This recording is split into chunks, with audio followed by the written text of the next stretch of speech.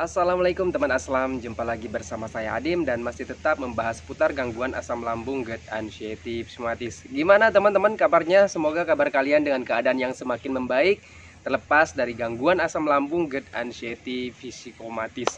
Oke, seperti biasa ya teman-teman, di season kali ini saya akan menjawab pertanyaan-pertanyaan teman-teman yang ada di kolom komentar.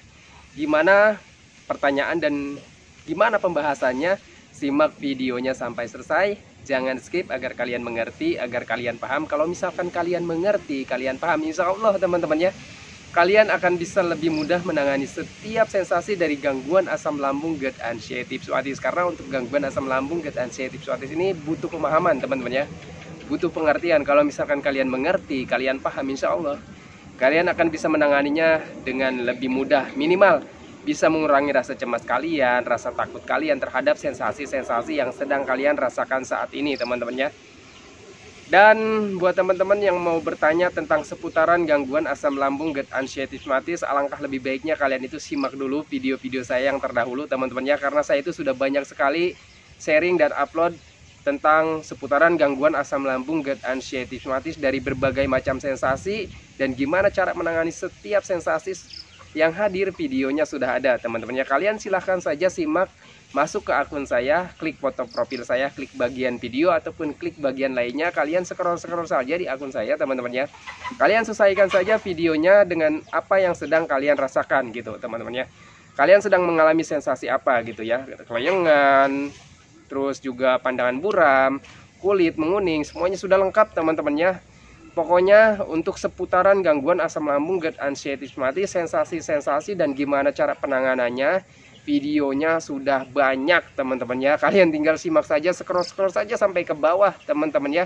Kalian simak, pahami, lalu diterapkan ke diri kalian. Semoga saja bisa menjadi ini ya teman-temannya, bisa jadi pencerahan buat kalian gitu teman-temannya, menjadi patokan ataupun panduan ataupun motivasi ya. Minimal hanya sekedar menemani kalian yang sedang merasakan berbagai macam sensasi dari gangguan asam lambung GERD anxiety pseudomonas. Karena gangguan asam lambung GERD anxiety pseudomonas itu sensasinya banyak sekali teman-temannya. Kalau misalkan kitanya ngerti, paham gitu teman-temannya ya, minimal bisa mengurangi rasa cemas kalian gitu teman-temannya. Oke teman-temannya, kembali lagi ke pembahasannya. Saya mau menjawab pertanyaan teman-teman yang ada di kolom komentar. Sebelum saya menjawab pertanyaan teman-teman yang ada di kolom komentar, saya akan ceritakan ataupun saya akan sharing teman-temannya step pemulihan di 80% dan 90% gitu teman-temannya. Seperti apa pemulihan di fase 80% ataupun fase 90% itu seperti apa gitu teman-temannya. Karena banyak sekali nih yang merasa kebingungan, merasa aneh dengan gangguan asam lambung GERD anxiety pseudomonas ini, merasa seperti sudah membaik tapi kok masih belum membaik gitu teman-temannya. Banyak orang yang terkena gangguan asam GERD anxiety pseudomonas itu merasa bingung. Terus kalau misalkan kita bingung, ini kenapa nih kok merasa membaik tapi kok ada aja sensasinya gitu teman-temannya, entah itu dari medisnya ataupun juga dari psikisnya, dari kecemasannya, dari perasaannya gitu teman-temannya. Setiap harinya ada aja gitu teman-temannya. Nah, seperti apa sih penyembuhan yang sudah di tahap 80% gitu teman-temannya. Nah, ini apa ya, jadi patokannya apa ya, jadi sekedar sharing gitu pengalaman saya gitu teman-temannya. 80% ini menurut saya dan 90% ini menurut saya kesembuhannya gitu teman-temannya.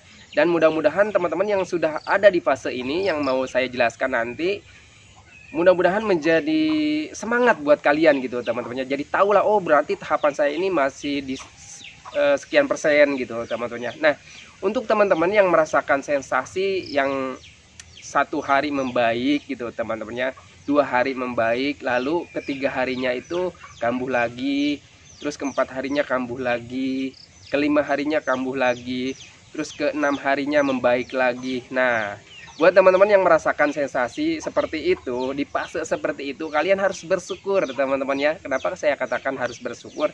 Karena fase kalian itu sudah lumayan tinggi teman-teman ya, sudah menuju kesembuhan gitu teman-teman ya. Itu kalau misalkan pengalaman saya presentasikan, itu sebenarnya kalau ini pengalaman saya itu saya presentasikan itu di 80% gitu teman-teman ya. Kalian kalau misalkan sudah mengalami sudah di tahap 80%, itu sensasinya hari ini membaik, besok kambuh ya.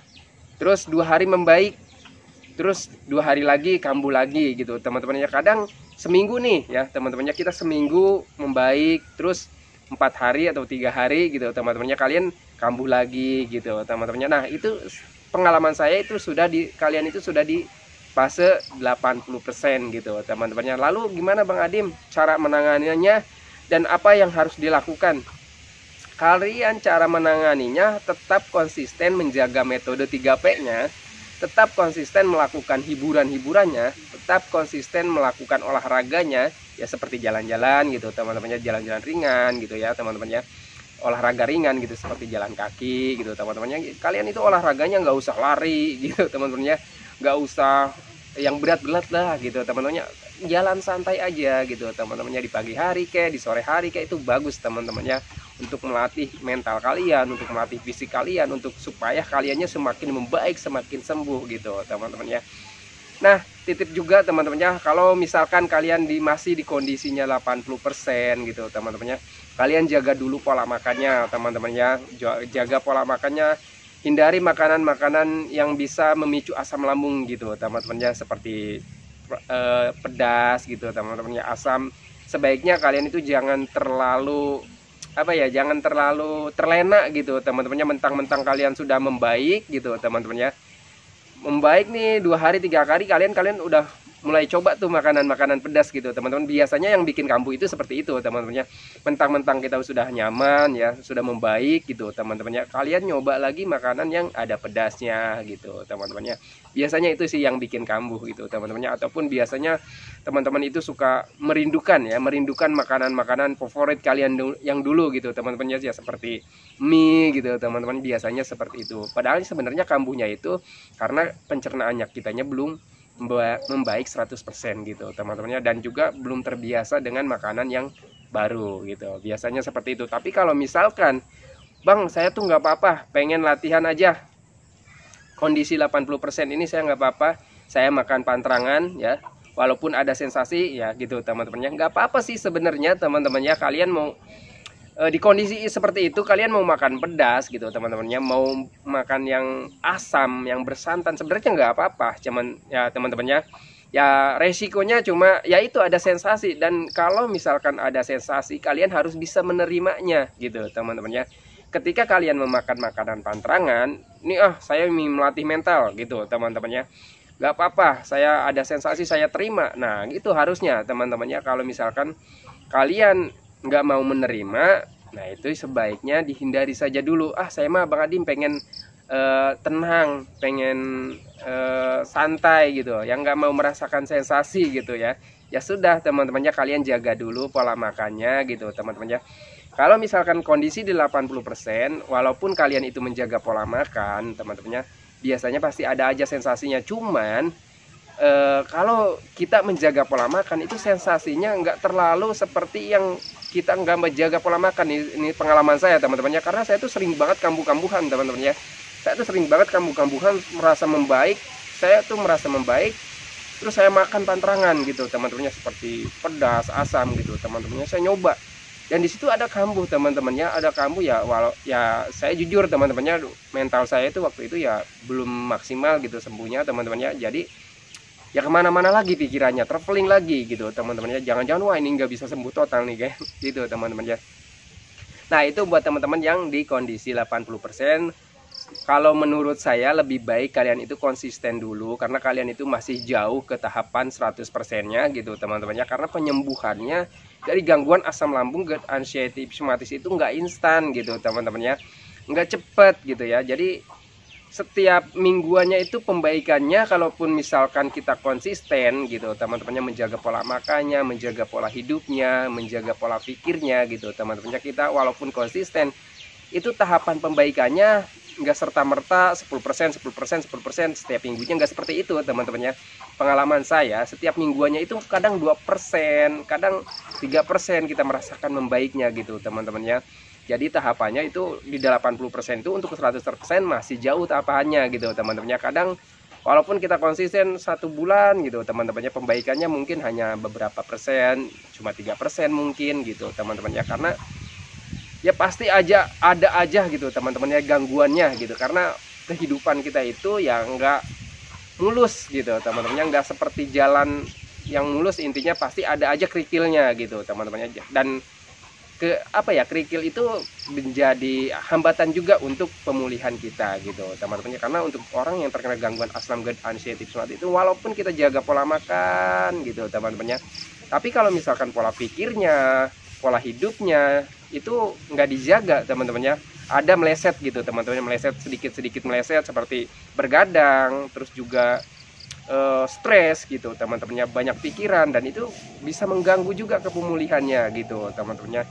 Nah, gimana untuk tahapan yang 90% gitu teman-teman? Untuk yang 90% ini sedikit bedanya dari yang 80% teman-temannya. Untuk yang 80% itu mungkin kambuhnya itu seminggu ataupun 2 hari ya teman-temannya, 2 hari membaik, 3 hari membaik, ya paling lama seminggu gitu teman-temannya, paling lama seminggu membaik, terus kambuh lagi gitu teman-temannya, mungkin ada 3 hari ataupun 4 hari kambuhnya gitu teman-temannya. Itu yang 80%. Nah, untuk yang 90% sebenarnya sensasinya masih sama, cuman durasinya agak lebih jauh gitu teman-temannya, agak lebih jauh durasinya gitu teman-temannya, temponya agak lebih jauh, misalkan 2 minggu membaik gitu teman-temannya, 3 minggu membaik. Nanti pasti ya dalam 3 minggu itu pasti ada yang 5 hari kayak gitu teman-temannya, 1 minggu kayak gitu teman-temannya, paling minim 3 hari gitu ya teman-temannya, ininya kambuhnya gitu teman-temannya. Pengalaman saya seperti itu. Cuman ya bedanya itu tadi teman-temannya, membaiknya agak lama gitu teman-temannya, ada perasaan nyaman dari medisnya, dari psikisnya gitu teman-temannya, dari perasaannya itu agak nyamannya agak lama, ada 3 minggu, paling lama sampai sebulan gitu teman-temannya. Nah, itu yang di fase 90% gitu teman-temannya. Kalian harus bersyukur jika kalian sudah ada di tahapan seperti itu gitu teman-teman. Terus apa yang harus tetap dilakukan ya, apa yang harus dilakukan, terus juga supaya lebih membaik itu tahapannya gimana gitu teman-temannya. Kalau menurut saya, supaya kaliannya lebih cepat membaiknya, tetap konsisten saja gitu teman-temannya. Walaupun kalian ini sudah membaik 3 minggu gitu teman-temannya, kambuhnya itu cuma 4 hari ataupun 3 hari gitu teman-temannya, kalian harus tetap konsisten agar lebih cepat membaiknya ke 100%-nya gitu teman-temannya. Ya, harus menjaga pola makannya, harus menjaga pola pikirnya gitu teman-temannya, harus menjaga pola hidupnya, terus juga bergadangnya jangan terlalu sering gitu teman-temannya. Biasanya teman-temannya, ini pengalaman saya ketika saya di ambang 90% gitu teman-temannya, itu mulai terlena lagi teman-temannya, mulai terlena dari bergadangnya teman-temannya, yang biasanya saya tidur jam 8 naik lagi sampai jam 10 ya teman-temannya, sampai jam 11 gitu teman-teman. Nah, itu sebenarnya bisa memperhambat pemulihannya gitu teman-temannya. Pengalaman saya seperti itu. Supaya kaliannya lebih cepat membaiknya, ya kalian harus tetap konsisten bergadangnya, tetap dijaga teman-temannya. Biasakan tidur jam 8 minimal, maksimal itu jam 9 gitu teman-temannya. Itu sudah paling larut malam gitu teman-temannya, kalau misalkan kalian ingin lebih cepat sembuhnya. Terus olahraganya juga harus lebih rutin gitu teman-teman ya. Tetapi ya teman-teman ya, kehidupan yang 80% ataupun 90% ini sebenarnya sudah bisa kerja gitu teman-temannya, sudah bisa aktivitas gitu teman-temannya, sudah bisa aktivitas berat walaupun sedikit-sedikit gitu teman-temannya.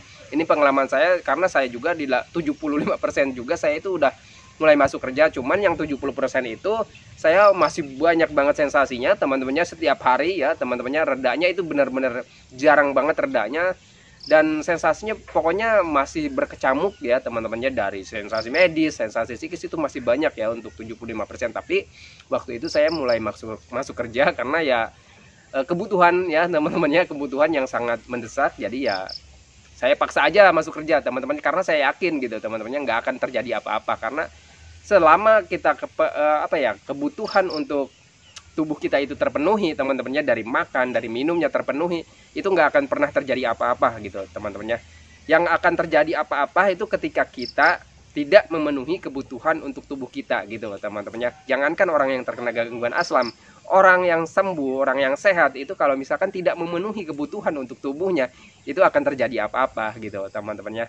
Nah, jadi buat teman-teman ini titip ya teman-temannya, buat yang yang 80%, yang 90%, walaupun kalian sudah mulai ada kebahagiaan lagi, ada keceriaan lagi, kalian sudah bisa aktivitas seperti orang normal gitu, teman-temannya udah bisa kerja, sudah merasa sehat, sudah merasa sembuh. Saya titip kalau misalkan kalian ingin cepat ke 100%-nya, ingin cepat sembuh totalnya gitu teman-temannya, kalian tetap konsisten saja dengan metode 3P-nya, sering hiburannya, sering jalan-jalannya ya teman-temannya. Tetapi kalau misalkan bang saya itu sudah kerja nggak bisa nggak bisa menjaga pola hidup, saya harus kerja malam gitu teman-teman ya. Terus juga bang saya itu nggak bisa olahraga sering setiap hari, gimana nih? Menurut saya nggak apa-apa teman-teman ya. Ini pengalaman saya karena saya itu di 75% udah kerja, dan saat 80%, 90%, 80%, 90% sampai sembuh total itu ya sebenarnya saya juga nggak konsisten. Makanya saya itu lama sembuhnya teman-temannya, nggak konsisten terhadap metode 3P-nya. Jujur ya teman-temannya, saya itu konsisten di awal-awal saja ya, di kondisi parah gitu teman-temannya, anggaplah di 50% ya, di 60% lah, anggaplah di 60% sampai 70%, sampai 75% akhir gitu teman-temannya, itu saya konsisten teman-temannya, konsisten terhadap metode-metodenya, dari pola makan, pola hidup, pola pikir, semuanya saya jaga teman-temannya, saya usahakan jaga gitu teman-temannya, dan olahraganya, hiburannya saya usahakan jaga. Tetapi di 75% itu saya mulai masuk kerja, walaupun ya kerjanya itu 1 minggu paling 3 hari ataupun 4 hari gitu, sisanya saya libur itu saya gunakan untuk olahraga, untuk melakukan metode-metodenya gitu teman-temannya. Ya itu berarti saya itu nggak bisa konsisten setiap hari olahraganya gitu teman-teman, hiburannya nggak bisa setiap hari gitu teman-temannya, sampai kondisi pemulihan total juga sama teman-temannya. Nah makanya saya itu pemulihannya, jujur saya itu lama pemulihannya. Kenapa saya lama? Ya karena di kondisi 75% saya sudah mulai masuk kerja, sampai kondisi sembuh juga saya sudah masuk kerja gitu teman-temannya, makanya lama gitu teman-temannya. Jadi buat teman-teman yang sekarang sudah bisa aktivitas, sudah bisa kerja gitu teman-temannya, berarti kondisi kalian itu sudah di 80-90% gitu teman-temannya, mungkin juga mulai 95% ataupun sembuh total gitu teman-temannya. Nah jadi buat teman-teman yang yang kondisinya tidak memungkinkan harus olahraga, harus hiburan setiap hari gitu teman-teman ya, nggak apa-apa teman-temannya, kalian akan sembuh, kalian akan sehat lagi teman-temannya, semuanya akan kembali lagi normal gitu teman-temannya. Ya nyatanya kalian itu sekarang bisa aktivitas, nyatanya kalian itu sudah bisa kerja gitu teman-temannya, ya berarti kalian itu sehat teman-temannya. Kalian itu dalam fase pemulihan saja, walaupun ya memang di 80% itu ya kambuh-kambuhan, 90% itu sensasinya masih colak-colek gitu teman-temannya, setiap hari ataupun beberapa hari gitu teman-temannya ada kambuh gitu teman-teman, nggak apa-apa. Jadi kalian hari itu harus memahami, oh iya nih kondisi saya berarti sudah di fase 90%, oh iya nih kondisi saya berarti sudah di fase 80% gitu teman-teman ya. Kalian harus lebih semangat lagi, walaupun kalian tidak bisa konsisten ya, karena jujur saya juga di fase seperti itu nggak konsisten ya, karena saya harus aktivitas gitu teman-teman ya, harus kerja, nggak bisa olahraga setiap hari, nggak bisa tidur lebih awal gitu teman-temannya. Tetapi saya alhamdulillah bisa membaik teman-temannya, dan kalau misalkan saya bisa membaik, kalian juga pasti bisa gitu teman-temannya. Dan buat teman-teman yang sekarang tidurnya itu kerjanya di shift malam gitu teman-temannya, nggak apa-apa teman-temannya. Jadi misalkan bang, kalau misalkan saya itu kerja shift malam, apakah memperhambat pemulihan? Jujur kalau misalkan kurang tidur itu memang memperhambat pemulihan, tetapi bukan berarti tidak bisa sembuh gitu teman-temannya. Memperhambat itu cuma cuma agak lama sedikit, karena seperti saya teman-temannya, karena saya udah kerja gitu. Jadi memperhambat pemulihannya, karena saya juga lama pemulihannya, saya juga lambat karena saya itu sudah aktivitas gitu teman-teman. Jujur memang agak lama, tetapi lebih baik memang seperti itu. Kenapa? Karena fisik kita itu terlatih gitu teman-teman ya. Jadi kalian itu dari kondisi 80% ataupun 90% itu latihan, sudah mulai latihan fisik kalian gitu teman-teman ya. Jadi nanti pas kalian sembuh itu ya benar-benar sembuh gitu teman-temannya, benar-benar fisik kalian itu benar-benar sudah terlatih, sudah biasa lagi seperti sedia kala lagi, normal gitu teman-teman ya. Titip aja teman-temannya, kalau misalkan kalian kerja malam, jadi siangnya usahakan kalian itu harus istirahat ya, harus tidur gitu teman-temannya. Terus gimana nih Bang Adim olahraganya? Kalau menurut saya kalian utamakan tidur dulu ya. tidur dulu ya, walaupun nggak bisa olahraga pagi nggak apa-apa, sore juga nggak apa-apa gitu teman-teman ya. Misalkan jalan-jalan sore gitu teman-temannya, karena kalau misalkan kalian kerja malam terus pagi-paginya kalian harus olahraga gitu teman-temannya, itu menurut saya nggak boleh ya teman-temannya. Bukannya apa ya, bukan takut apa-apa, karena fisik kalian, tubuh kalian itu butuh istirahat gitu teman-teman ya. Ya alangkah lebih baiknya kalian istirahat dulu, kalian tidur gitu teman-teman ya. Nanti kalau misalkan sore bangunnya gitu teman-teman ya, nah barulah sore aktivitas apa ya, lakukan olahraganya gitu teman-teman ya. Itu menurut saya teman-teman ya. Tetapi kalau misalkan bang saya tuh masih kuat nih, ya terserah kalian gitu teman-teman ya. Apapun yang membuat kalian nyaman ya silahkan lakukan aja gitu teman-teman ya. Yang penting membuat kalian nyaman aja gitu teman-teman ya. Oke teman-teman ya, sebenarnya pertanyaannya masih banyak nih teman-teman ya. Ini mau maghrib nih teman-teman ya. Jadi pertanyaan teman-teman itu belum terjawab nih yang di HP teman-teman ya, yang di kolom komentar ya. Saya menjelaskan metode menjelaskan pemulihan 80 dan 90% aja, ini waktunya nggak keburu teman-teman ya. Oke teman-teman ya, jadi pembahasan tahapan pemulihan 80% dan 90% itu seperti itu teman-teman ya, tahapannya pemulihannya. Nggak apa-apa teman-teman ya, kalian tetap konsisten, kalian itu akan sembuh, akan sehat lagi gitu teman-teman ya. Oke teman-teman ya, saya akhiri videonya. Sebelum saya akhiri videonya, saya doakan buat teman-teman yang belum membaik dari gangguan asam lambung, GERD unsheath rheumatis, semoga kalian itu cepat membaik teman-teman ya, cepat pulih lagi keadaan kalian yang dulu teman-teman ya. Entah itu emosinya, kebahagiaannya, keceriaannya, canda tawanya, pokoknya hari-hari kalian yang berwarna itu semoga cepat kembali lagi teman-teman ya. Dan jangan lupa teman-teman ya, doakan juga saya agar saya itu tetap sehat, tetap kuat, tetap ceria, agar tetap bisa menemani kalian yang belum membaik dari gangguan asam lambung, GERD unsheath rheumatis. Oke teman-teman, saya akhiri videonya. Assalamualaikum warahmatullahi wabarakatuh.